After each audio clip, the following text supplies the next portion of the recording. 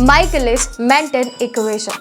अब ये होता क्या है, सबस्ट्रेट के साथ एंजाइम कितने अच्छे से बाइंड हो रहा है, कितनी अच्छी एफिनिटी है। हमारे पास टाइप्स ऑफ एंजाइम इनहिबिशन में दो टाइप्स आते हैं, रिवर्सिबल एंड इरिवर्सिबल।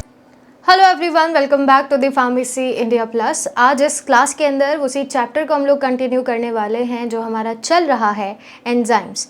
देखिए, इसका पार्ट 1 मैं ऑलरेडी करा चुकी हूँ, जिसमें मैंने इसका इंट्रोडक्शन कराया था कि आपके जो एंजाइम्स हैं वो क्या होते हैं, क्या पूरा क्लासिफिकेशन है, नॉमेनक्लेचर क्या होता है, कुछ एग्जाम्पल्स के साथ। आज की इस क्लास के अंदर क्या क्या चीज़ें हम लोग डिस्कस करने वाले हैं, पहले मैं वो बताऊँगी एंड देन हम लोग आगे की तरफ बढ़ेंगे। लेकिन उससे पहले अगर आप फार्मेसी इंडिया प्लस पर पहली बार आए हो, पहली बार ये क्लास ज्वाइन कर रहे हो, मेक श्योर कि आप फार्मेसी इंडिया मोबाइल ऐप को ज़रूर डाउनलोड कर लीजिएगा।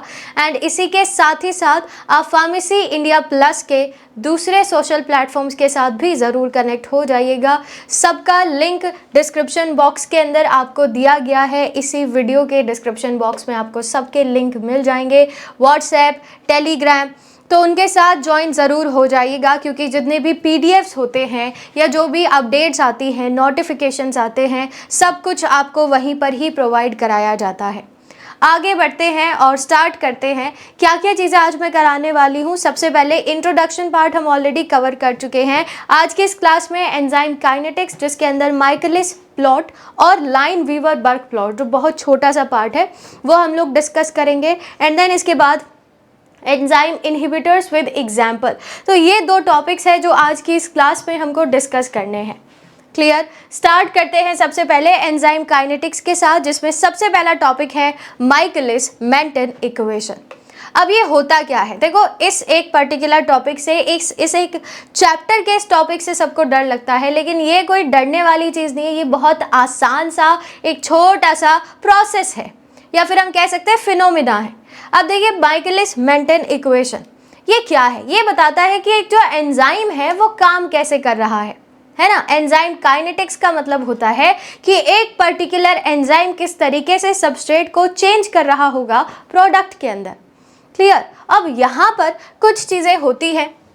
देखो, जैसे अगर बात की जाए माइकलिस मेंटन इक्वेशन की, ये आपको ये रिप्रेजेंट करेगा कि किस तरीके से जो एंजाइम्स है वो आपकी जो रिएक्शंस है वो कैटालाइज कर रहे हैं। अब यहाँ पर कुछ चीज़ों का इस्तेमाल करके इसको हम मैथमेटिकल रिएक्शन की हेल्प से समझाते हैं। ठीक है, चलिए ध्यान से सुनिएगा। The Michaelis Menten equation is a mathematical model that describe the rate of enzymatic reaction. Enzymatic reaction का मतलब है वो रिएक्शन जो एंजाइम्स कैटालाइज कर रहे हैं, जिसके अंदर सबस्ट्रेट को प्रोडक्ट के अंदर कन्वर्ट किया जा रहा है by relating the reaction rate. एक तो रिएक्शन की रेट होगी यानी कि V, एंड इसी के साथ ही साथ सबस्ट्रेट की कॉन्सेंट्रेशन। बस इन दो चीज़ों का इस्तेमाल करके हम ये बताते हैं कि आपका जो एंजाइम है वो कितने रेट से, कितनी स्पीड से एक रिएक्शन को कैटालाइज कर रहा है, यानी सबस्ट्रेट को प्रोडक्ट के अंदर कन्वर्ट कर पा रहा है। यही होता है माइकलिस मेंटन इक्वेशन। ठीक है, क्लियर हो गया है। अब एक छोटा सा अगर मैं आपको एग्जाम्पल लेकर बताऊँ, सबसे पहले एंजाइम सबस्ट्रेट के साथ बाइंड करके, लास्ट सेशन में बताया था कि किस तरीके से mechanism of action of enzyme होता है। ठीक है, तो ये बनाते हैं एंजाइम सबस्ट्रेट कॉम्प्लेक्स। लेकिन ये जो एंजाइम सबस्ट्रेट कॉम्प्लेक्स होता है ये रिवर्सिबल होगा। ठीक है, यानी इसको आप तोड़ के वापस एंजाइम और सबस्ट्रेट अलग अलग भी कर सकते हैं, एंड देन इसके बाद एंजाइम प्रोडक्ट बन जाएगा। ये इरिवर्सिबल होता है। ठीक है, दिस विल बी इरिवर्सिबल। एक बार प्रोडक्ट बन गया तो बन गया। क्लियर? तो ये होता है आपका जो एंजाइम काम करते हैं उसकी रिएक्शन। लेकिन अगर माइकलिस मेंटन इक्वेशन की बात करें तो ये होती है। ठीक है, क्या इक्वेशन है? देखो, V is equal to V max substrate की concentration upon Km plus substrate की कॉन्सेंट्रेशन। ये हमारे पास है वो इक्वेशन जो कि मैथमेटिकल मॉडल है माइकलिस मेंटन इक्वेशन का। इसी की हेल्प से अब आप ध्यान से देख लो, यहाँ पर एक तो V है यानी वेलोसिटी यानी कि स्पीड, जिस रेट से एक रिएक्शन कैटेलाइज हो रही है वो स्पीड, और एक है सबस्ट्रेट की कॉन्सेंट्रेशन। अब तुम कहोगे कि इसमें Km भी है। Km होता है माइकलिस मेंटन कांस्टेंट, ठीक है। तो ये कोई ऐसे क्वांटिटी नहीं है किसी भी रिएक्शन की, it is a type of constant, ठीक है जी। तो ये आपकी रिएक्शन है जो आपको अच्छे से एक बार समझ लेनी है। V is equal to V max substrate की concentration upon Km plus substrate की कॉन्सेंट्रेशन। अब यहाँ पर ये सारी चीज़ें हैं क्या, देखो सबसे पहले अगर बात की जाए V की, तो ये है आपकी रेट, स्पीड, जिस रेट से आपकी रिएक्शन कैटेलाइज हो रही है, ठीक है। V मैक्स होता है मैक्सिमम वेलोसिटी, कि इसके बाद आप कितना भी जोर लगा, अरे आप खुद ही सोचो कि आपके पास जो भी व्हीकल है, बाइक है, कार है या जो भी है, उसकी एक मैक्सिमम स्पीड होती है ना, ठीक है, कि एक पर्टिकुलर स्पीड है, इसके आगे आप कुछ भी कर लो, आप उसकी स्पीड नहीं बढ़ा सकते हो। एंजाइम्स की जो रिएक्शंस होती हैं उनके साथ भी ऐसा ही होगा। कुछ क्या सारी ही रिएक्शन का अपना अपना एक वी मैक्स होता है, कि आप चाहे जितना जोर लगाते रहो उसके बाद में रिएक्शन की स्पीड नहीं बढ़ेगी, उसी स्पीड को हम वी मैक्स कहते हैं, ठीक है।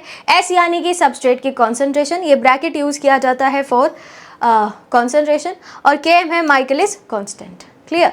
तो इसकी हेल्प से हम पता लगाते हैं कि जो V है, ठीक है, वो किस तरीके से डिपेंडेंट है वी मैक्स पर और सबस्ट्रेट की कॉन्सेंट्रेशन पर। यही है माइकलिस मेंटन इक्वेशन, ठीक है। इसी इक्वेशन से सवाल पूछे जाते हैं, न्यूमेरिकल बनते हैं यहाँ से, ठीक है, न्यूमेरिकल आ सकते हैं यहाँ से, याद रखिएगा। चलिए अब इसके बाद और भी चीज़ें होती है, जैसे वी मैक्स क्या है, Km क्या है, ये और पढ़ लो। Km यानी Michaelis constant reflects the enzyme substrate affinity. क्या, what is this affinity? Substrate के साथ एंजाइम कितने अच्छे से बाइंड हो रहा है, कितनी अच्छी एफिनिटी है आपस में बाइंड होने की, यही रिप्रेजेंट करता है Km यानी कि माइकलिस कांस्टेंट, ठीक है। समझ में आया? अब आप खुद ही सोचिए, अगर एक एंजाइम और सबस्ट्रेट के बीच की एफिनिटी कम है, फॉर एग्जांपल एफिनिटी कम है, तो क्या उसका Km ज़्यादा होगा? बिल्कुल, ठीक है। यहाँ से मैं एक बात आपसे सिंपली कह सकती हूँ, affinity is inversely proportional to Km। जितना ज़्यादा Km उतनी कम एफिनिटी, जितना कम Km उतना ज़्यादा एफिनिटी, ठीक है। तो ये आप समझ सकते हैं इस एक छोटी सी बात से। इसके बाद a lower Km indicates high substrate affinity, जो मैंने आपको अभी अभी लिखवाया वहाँ पर, व्हाइल अ हाई Km इंडिकेट्स लो एफिनिटी। ये याद रखिएगा, इस एक इक्वेशन से आप ये पूरी कहानी समझ सकते हैं, ठीक है। दूसरा है, अब वी मैक्स क्या होता है? देखो वी मैक्स तो मैं ऑलरेडी आपको समझा चुकी हूँ, ये है मैक्सिमम रिएक्शन रेट, एक मैक्सिमम रिएक्शन रेट कि इसके बाद आप कुछ भी करते रहो, आप जितना एक्सेलरेटर दबा दो, कुछ भी कर लो, जितनी जोर तुमको लगाना है, जितनी जोर जबरदस्ती करनी है कर लीजिए, लेकिन रिएक्शन की रेट यहाँ से बाद नहीं बढ़ेगी, यही होती है उसकी मैक्सिमम वेलोसिटी, ठीक है। Represent the maximum reaction rate an enzyme can achieve when fully saturated with substrate, ठीक है। चलो अब इसके बाद कुछ और चीज़ें भी होती हैं, जैसे आप लोगों ने सुना होगा कि अगर कॉम्पिटिटिव इनहिबिशन हो जाए तो Km पर क्या असर होगा, V मैक्स पर क्या असर होगा, है ना, या अनकॉम्पिटिटिव या नॉन कॉम्पिटिटिव इनहिबिशन हो जाए तो क्या असर होगा Km और V मैक्स पर, तो वो भी एक बार सुन लीजिए। जैसे अगर बात की जाए कॉम्पिटिटिव इनहिबिशन की, देखो कॉम्पिटिटिव इनहिबिशन होगा तो सबस्ट्रेट और एंजाइम के बीच की एफिनिटी कम हो जाएगी, और एफिनिटी अगर कम होगी तो Km बढ़ जाएगा, ठीक है। ये सिंपल सी बात है। कॉम्पिटिटिव इनहिबिशन अगर होगा तो जो एफिनिटी है वो कम होगी, और अभी मैंने बताया कि एफिनिटी अगर कम तो Km ज़्यादा, क्लियर। यहाँ पर एफिनिटी कम हो जाएगी, और जितनी कम एफिनिटी उतना Km ज़्यादा, सिंपल, ठीक है। Km तो ज़्यादा हो रहा है, लेकिन अगर बात की जाए V मैक्स की, दैट रिमेन्स कांस्टेंट, ठीक है। कॉम्पिटिटिव इनहिबिशन पर कॉम्पिटिटिव इनहिबिशन का V मैक्स पर कोई असर नहीं होता है, वो कांस्टेंट ही रहेगा। Increases Km without changing V max, ठीक है। ये छोटी सी बात है। चल आगे बढ़ते हैं। नेक्स्ट हमारे पास है नॉन कॉम्पिटिटिव इनहिबिशन के। नॉन कॉम्पिटिटिव इनहिबिशन का अब क्या असर होगा? तो इसके अंदर Vmax तो कम हो जाएगा लेकिन Km कांस्टेंट रहेगा, क्योंकि नॉन कॉम्पिटिटिव इनहिबिशन में देखो क्या होता है, एक एंजाइम है, ये इसका सबस्ट्रेट है और यहाँ पर कहीं पर जाकर बाइंड हो रहा होगा आपका इनहिबिटर। तो इनहिबिटर के बाइंड होने से इन पर तो कोई असर नहीं हो रहा है ना, ये तो बात आप सिंपली समझ सकते हैं। जब आप इनहिबिटर एलोस्टेरिक साइट पर बाइंड करेंगे तो इन पर कोई असर नहीं होगा, इसीलिए affinity remains constant, Km remains constant, लेकिन जो Vmax है वो यहाँ पर कम हो जाएगा, क्योंकि अब जो स्पीड है वो कहीं ना कहीं इसकी डिक्रीज कर दी जाएगी इस इनहिबिटर की वजह से। क्लियर? तो ये है असर कॉम्पिटिटिव और नॉन कॉम्पिटिटिव इनहिबिशन का Km और Vmax पर। चलते हैं आगे, अब बढ़ते हैं एंजाइम काइनेटिक्स की, इनकी ये जो असर होता है या Km और Vmax क्या इनकी प्रॉपर्टीज़ हैं, इनके बारे में थोड़ा सा और समझ लो। Km value is a constant and a characteristic feature of given enzyme. ठीक है, लो Km value indicates a strong affinity between enzyme and substrate, जो अभी अभी मैंने आपको अच्छे से समझाया। उसके बाद a high Km value reflects a weak affinity. ठीक है, इनवर्सली प्रोपोर्शनल।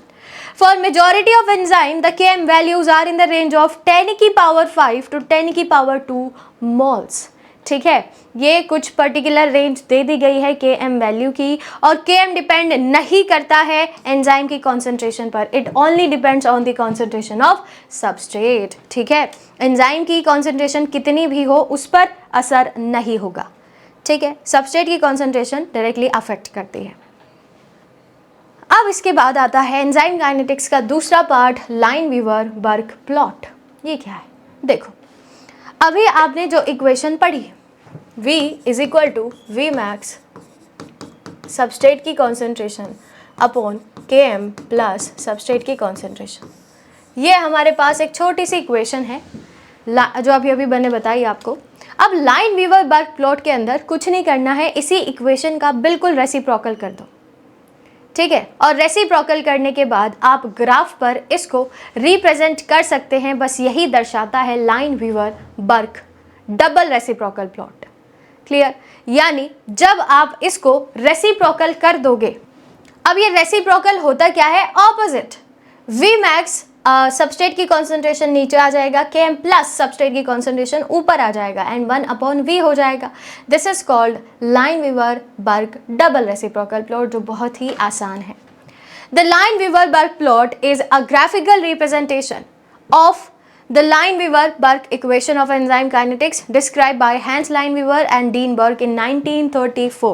ठीक है, और it result in a straight line with a slope equal to slope, याद रखेगा, Km/K2 e⁻⁹ and y intercept जो हो ये इक्वल होगा 1/K2 e⁻�0। ठीक है, विच इज़ अब 1/Vmax। तो वही है, बिल्कुल एग्जैक्टली उसी का ही ऑपोजिट होगा, रेसिप्रोकल होगा, तब जाकर आपको ये स्लोप, ये ग्राफ देखने के लिए मिलता है। देखो, y = mx + c, ये तो इक्वेशन आपको याद होगी। ठीक है, इसी के ही इक्वल आपको रख देना है, y विल बी 1/V। ठीक है, mx + c अपनी अपनी जगह पर आ जाएंगे। तो इस तरीके से आप यहाँ पर ग्राफिकल रिप्रेजेंटेशन कर सकते हैं, जो माइकलिस मेंटन इक्वेशन आपने पढ़ी है उसका, अगर आप उसको रेसिप्रोकल कर देते हैं तो। ठीक है, तो this is all about Lineweaver Burk plot, बहुत ही आसान है। ठीक है, तो ये तो हो गया एंजाइम काइनेटिक्स। आज की ही क्लास में मैं आपको एंजाइम इनहिबिशन भी कराने वाली हूँ, जो बहुत आसान है। देखो, समझ कर चलिएगा, व्हाट इज एंजाइम इनहिबिशन। यानी इनहिबिशन जानते हैं आप लोग, रुकावट। इनहिबिशन मीन्स रुकावट। अगर आप किसी भी एंजाइम के फंक्शन को रोक दें, उसमें कैसे भी रुकावट डाल दें, तो वही तो होता है एंजाइम इनहिबिशन। अब अगर एंजाइम के फंक्शन में रुकावट डाली जाएगी तो क्या वो प्रॉपर तरीके से काम कर पाएगा? नहीं, यही होता है एंजाइम इनहिबिशन। ठीक है, inhibitors that do not contribute to the development of product carry out the inhibition. वो कंपाउंड या वो मॉलिक्यूल्स जो कि प्रोडक्ट नहीं बनने देते हैं, उन्हीं को ही आप इनहिबिशन बोलते हैं। ठीक है, या इनहिबिटर्स बोलते हैं। The inhibitors can impact both the substrate and the enzyme, दोनों पर असर डाल सकते हैं वो, या तो वो सबस्ट्रेट के साथ जाकर बाइंड कर जाएंगे या फिर वो जो एंजाइम है उसके साथ जाकर बाइंड कर जाएंगे, कहीं भी हो सकता है। ठीक है, इसके बाद these enzyme inhibitors can attach to active areas and hold और इनहिबिट फर्दर एक्टिविटी। ये जो जगह होती है जहाँ पर सबस्ट्रेट बाइंड करे उसी को आप क्या कहते हैं, एक्टिव साइट। अगर यहाँ जाकर या इससे दूसरी जगह जो होती है एलोस्टेरिक साइट, वहाँ पर भी बाइंडिंग हो सकती है और इस कारण से पूरा जो रिएक्शन है वो टर्मिनेट हो सकता है। ठीक है, इसी को ही हम एंजाइम इनहिबिशन बोलते हैं। चलिए, हमारे पास टाइप्स ऑफ एंजाइम इनहिबिशन में दो टाइप्स आते हैं, रिवर्सिबल एंड इरिवर्सिबल, जिनको हम थोड़ा डिटेल में समझेंगे। रिवर्सिबल इनहिबिशन ये वो होते हैं जो कि रिवर्सिबली बाइंड करेंगे, है ना, और रिवर्सिबली बाइंड करते हैं through non covalent interaction, for example hydrogen bond, hydrophobic contract और आयनिक बॉन्ड। ठीक है, ये याद रखिएगा, रिवर्सिबल इनहिबिटर्स जो हैं ये बाइंड करेंगे रिवर्सिबली, यानी एक बार बाइंड हो गए तो इनको रिमूव भी किया जा सकता है क्योंकि ये वीक बॉन्ड से अटैच होते हैं, जैसे कि हाइड्रोजन बॉन्ड, ठीक है, हाइड्रोफोबिक इंटरैक्शन या फिर आयनिक बॉन्ड। लेकिन अगर बात की जाए इरिवर्सिबल की, ठीक है, ये तो मैंने आपको बता ही दिया। हाँ, अगर बात की जाए इरिवर्सिबल की तो वो एक बार बाइंड हो गए तो हो गए, और वो बाइंड करते हैं स्ट्रॉन्ग बॉन्ड से जिनको आप कोवलेंट बॉन्ड भी कहते हैं, और इसकी वजह से एक बार बाइंड करने के बाद आप उसको दोबारा से रिमूव नहीं कर सकते हैं क्योंकि बॉन्डिंग इतनी खतरनाक, इतनी मजबूत होती है कि हम तोड़ ही नहीं सकते हैं। ठीक है, तो एक चीज़ याद रख लो, रिवर्सिबल यानी non covalent bond, non covalent bond, covalent bond, ठीक है, और irreversible covalent bond. Covalent bond काफ़ी स्ट्रॉन्ग होते हैं, इतना तो आपको पता ही होगा, और ये वीक बॉन्ड्स होते हैं। इनको आप इजीली तोड़ सकते हैं, इनको नहीं तोड़ सकते हैं, इसीलिए एक बार बाइंड होने के बाद रिमूव नहीं किए जा सकते हैं इरिवर्सिबल इनहिबिटर्स को। ठीक है, अब मैं आपको जो रिवर्सिबल और इरिवर्सिबल हमने पढ़ा उसी के ही टाइप्स कराने वाली हूँ। 3 टाइप्स हमारे पास होते हैं, कॉम्पिटिटिव, नॉन कॉम्पिटिटिव और अनकॉम्पिटिटिव। सबसे पहले डिटेल में डिस्कस करते हैं कॉम्पिटिटिव, उसके बाद नॉन कॉम्पिटिटिव को एंड देन अनकॉम्पिटिटिव को। बहुत ज़्यादा आसान है, एग्जाम्पल से समझते हुए चलना। देखो, आप सभी लोग किसी ना किसी एग्ज़ाम की तैयारी कर रहे हो, जो एग्ज़ाम सबके लिए एक ही है, ठीक है, आपके तैयारी करने का अलग अलग तरीका है ना, तो तुम सबके बीच में कंपटीशन है और तुम सब लोग किसके लिए लड़ाई कर रहे हो, एक रैंक के लिए। ठीक है, यहाँ पर भी वही हो रहा है, सबस्ट्रेट और इनहिबिटर्स एक जगह के लिए कंपटीशन करते हैं, उस जगह का नाम है एक्टिव साइट, इसी को ही आप कॉम्पिटिटिव इनहिबिशन कहेंगे। ठीक है, अब आप खुद ही सोचिए कि अगर मैं नंबर ऑफ सीट्स बढ़ा दूँ तो क्या लोगों के बीच में कंपटीशन रहेगा? नहीं। अगर मैं सबस्ट्रेट का अमाउंट बढ़ा दूँ तो क्या कंपटीशन रहेगा? नहीं रहेगा। इनहिबिटर के बाइंड होने की टेंडेंसी खत्म ही हो जाएगी। ठीक है, तो यहाँ पर क्या होता है, a molecule other then the substrate, जिसकी शेप, जिसका साइज एग्जैक्टली सेम होता है सबस्ट्रेट का। अरे तुम सभी का सिलेबस सेम है, ठीक है, तुम सबका सिलेबस एग्जैक्टली सेम है, ठीक है, तुम सबके लिए पेपर सेम आने वाला है, लेकिन फिर भी है ना तुम्हारी तैयारी में डिफरेंस है। क्लियर? तो यही चीज़ होती है, एक ऐसा मॉलिक्यूल जो सबस्ट्रेट की तरह ही दिखाई देता है, जिसकी शेप, जिसका साइज एग्जैक्टली सेम होता है सबस्ट्रेट के ही, लेकिन उसका फंक्शन अलग है, उसी को ही आप कॉम्पिटिटिव इनहिबिटर बोलते हैं। ठीक है, a molecule other than the substrate binds to the enzyme's active site causing competitive inhibition. The inhibitor has a structural and chemical similarity to the substrate, तभी वो बाइंड कर पा रहा है। अगर ऐसा नहीं होता तो वो बाइंड भी नहीं कर पाता। मैं आपको अभी स्ट्रक्चर बनाकर दिखाऊंगी, तब आपको और अच्छे से क्लियर हो जाएगा। The competitive inhibitors hinder substrate binding by blocking the active site। ये इंपॉर्टेंट है। कॉम्पिटिटिव इनहिबिशन में एक्टिव साइट पर जाकर वो बाइंड कर जाते हैं, ठीक है, of inhibitor। जिसकी वजह से सबस्ट्रेट बाइंड नहीं कर पाएगा, आगे की रिएक्शन वहीं पर ही टर्मिनेट हो जाती है।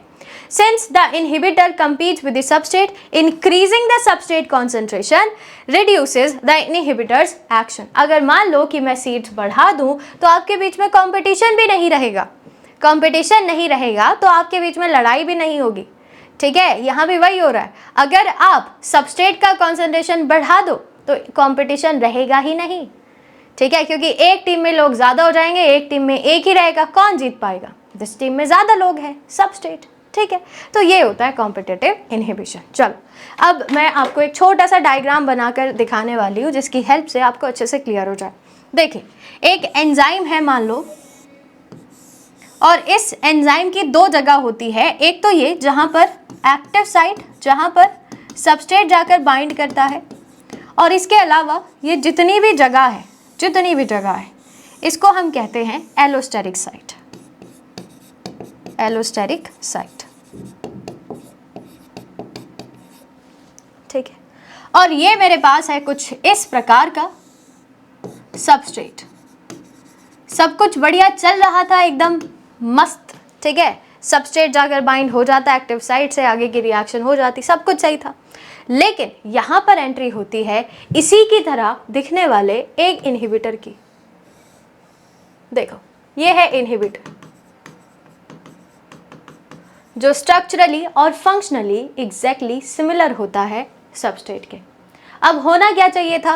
ये यहाँ पर बाइंड कर जाना चाहिए था, आपका एंजाइम सबस्ट्रेट कॉम्प्लेक्स बनना चाहिए और आपका प्रोडक्ट बनना चाहिए। लेकिन यहाँ ऐसा होगा नहीं, यहाँ पर होगा कंपटीशन, और कंपटीशन में ये जीत जाता है। ठीक है, अगर इनहिबिटर जीतेगा तो ये जाकर बाइंड कर जाएगा इस एक्टिव साइट से, और क्योंकि अब कुछ ऐसा आपको कॉम्प्लेक्स दिखाई दे रहा होगा, ऐसा। ठीक है, तो आगे की रिएक्शन यहीं पर टर्मिनेट हो जाती है, क्योंकि एंजाइम सबस्ट्रेट कॉम्प्लेक्स बनेगा ही नहीं। एंजाइम सबस्ट्रेट कॉम्प्लेक्स नहीं बनेगा तो आपकी आगे की रिएक्शन भी नहीं होगी। This is called competitive inhibition. यही है कॉम्पिटिटिव इनहिबिशन। अब मैंने क्या कहा था कि अगर आप यहाँ पर सबस्ट्रेट की कॉन्सेंट्रेशन बढ़ा दो, मान लीजिए सबस्ट्रेट ए की जगह मैं 10 कर दूँ, तो अब क्या होगा? इसके यहाँ पर बाइंड होने की टेंडेंसी बढ़ जाएगी, इसकी कम हो जाएगी। तो इसकी हेल्प से हम कॉम्पिटिटिव इनहिबिशन को कम कर सकते हैं। क्लियर? ये है आपका कॉम्पिटिटिव इनहिबिशन, और ये रिवर्सिबल होता है, याद रखना। आगे बढ़ते हैं। नेक्स्ट हमारे पास है नॉन कॉम्पिटिटिव इनहिबिशन। इसमें क्या होगा? इसमें कॉम्पिटिशन नहीं हो रहा है। ठीक है, इसमें कॉम्पिटिशन होगा ही नहीं, यानी यहाँ पर जो इनहिबिटर्स है वो एक्टिव साइट के साथ जाकर बाइंड नहीं करेगा, वो एलोस्टेरिक साइट के साथ जाकर बाइंड करेगा। अब एलोस्टेरिक साइट के साथ जाकर बाइंड कर रहा है तो फिर क्या होगा? फिर ये होगा कि जो एक्टिव साइट की शेप है वो अलग हो जाएगी, वो चेंज हो जाएगी। अब चेंज हो जाएगी, अगर आपको याद है तो मैंने केमिकल प्रॉपर्टीज़ के अंदर आपको कराया था कि एंजाइम्स आर हाईली स्पेसिफिक। ठीक है, एंजाइम स्पेसिफिसिटी भी नाम की कोई चीज़ होती है।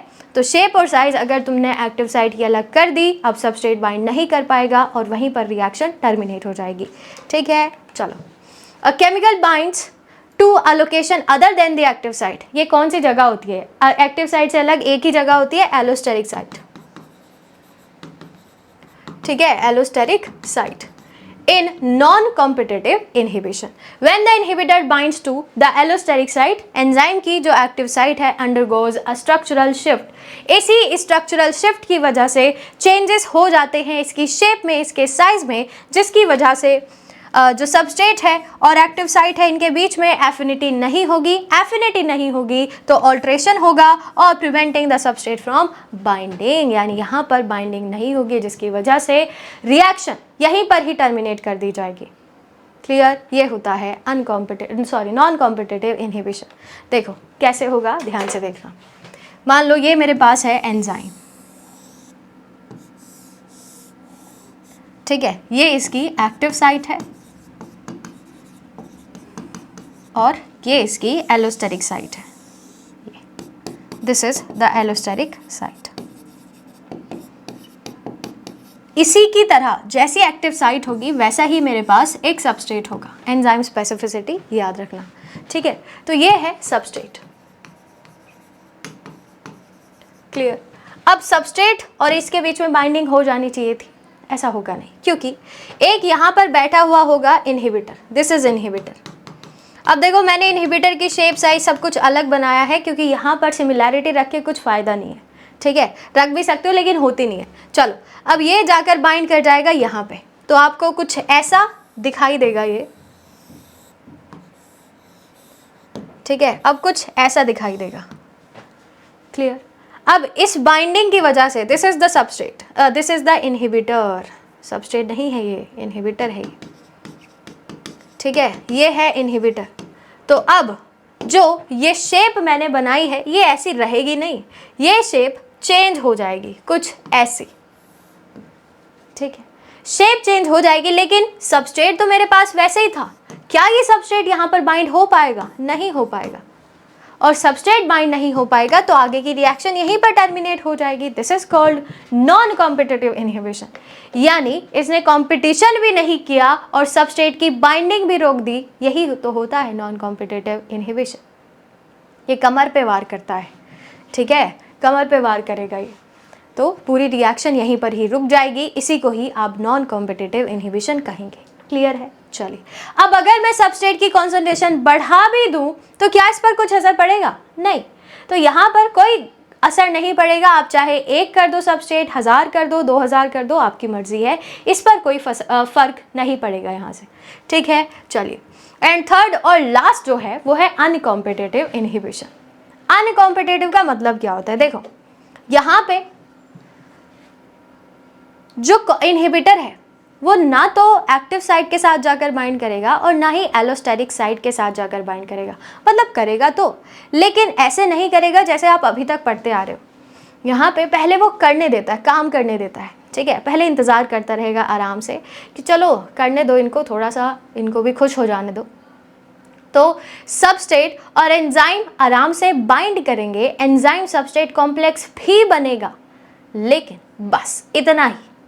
इसके बाद जो एंजाइम प्रोडक्ट कॉम्प्लेक्स है वो नहीं बनने देगा जो इनहिबिटर होगा, ठीक है। तो पहले ये इनको खुश होने देता है, फिर उसके बाद अचानक जाकर हमला कर देगा, आगे की रिएक्शन वहीं पर टर्मिनेट हो जाती है, ठीक है। तो यहाँ पर the inhibitor binds only to the substrate enzyme complex, ठीक है। यहाँ पर पहले सबस्ट्रेट और एंजाइम की बाइंडिंग हो जाती है, कॉम्प्लेक्स बन जाता है, उसके बाद जाकर अनकॉम्पिटिटिव इनहिबिटर जाकर यहाँ पर बाइंड हो जाएगा। इन रिएक्शन इन्वॉल्विंग 2 और मोर सबस्ट्रेट और product uncompetitive inhibition is common. तो अगर एक ऐसी रिएक्शन है जिसके अंदर सबस्ट्रेट बहुत ज़्यादा है या प्रोडक्ट बहुत ज़्यादा है, वहाँ पर ये जो अनकॉम्पिटिटिव इनहिबिशन होता है it is very common. Non-competitive inhibition can occur with or without the presence of the substrate। देखो नॉन कॉम्पिटिटिव इनहिबिशन में चाहे सबस्ट्रेट हो चाहे सबस्ट्रेट ना हो, इसको कुछ फर्क नहीं पड़ेगा, लेकिन अनकॉम्पिटिटिव में ये तभी बाइंड करेगा जब एंजाइम सबस्ट्रेट कॉम्प्लेक्स बन जाएगा। तो यहाँ पर सबस्ट्रेट का होना बहुत इंपॉर्टेंट है, ठीक है। चलिए, ये है आपका रिएक्शन। चलो मैं खुद से एक बार बनाकर दिखा देती हूँ आप लोगों को कैसे होगी, ध्यान से देखना। ये है मेरे पास एंजाइम, अब ऐसा बना देते हैं, ये मेरे पास है substrate, this is substrate, this is enzyme. आगे चलेंगे, ठीक है, बाइंडिंग होगी एंजाइम और यहाँ पर सबस्ट्रेट, ठीक है, ये है एंजाइम सबस्ट्रेट कॉम्प्लेक्स। बस इसी का ही इंतज़ार करता रहेगा अनकॉम्पिटिटिव इनहिबिशन, जैसे ही ये बना हमला कर देगा, ठीक है, यहाँ पर जाकर वो बाइंड कर जाएगा, आगे की रिएक्शन यहीं पर टर्मिनेट हो जाएगी, ठीक है। अब इसी चीज़ से एक लाइन याद रखिएगा कि अनकॉम्पिटिटिव इनहिबिशन तभी बाइंड करता है जब एंजाइम और सबस्ट्रेट कॉम्प्लेक्स बन जाता है, इसीलिए यहाँ पर सबस्ट्रेट का होना बहुत इंपॉर्टेंट है। लेकिन नॉन कॉम्पिटिटिव में सबस्ट्रेट हो या ना हो उसको तो इधर बाइंड करना ही है, ठीक है, तो उसमें फ़र्क नहीं पड़ेगा, लेकिन इसमें फ़र्क पड़ेगा। क्लियर? तो ये होता है हमारे पास 3 टाइप्स ऑफ कंपटीशन जो मैंने आपको अभी अभी कराए हैं। आई होप आपको यहाँ तक एंजाइम इनहिबिशन और जो एंजाइम काइनेटिक्स है वहाँ तक किसी भी तरीके का कोई डाउट नहीं होगा। अब हम लोग मिलेंगे नेक्स्ट क्लास के अंदर लास्ट टॉपिक के साथ, और लास्ट सेशन भी होगा वो बायोकेमिस्ट्री का। उसके बाद ये पूरा सिलेबस आपका कंप्लीट हो जाएगा, ठीक है। तो मिलते हैं फिर अगली क्लास में, तब तक के लिए stay tuned with pharmacy India plus. Thank you.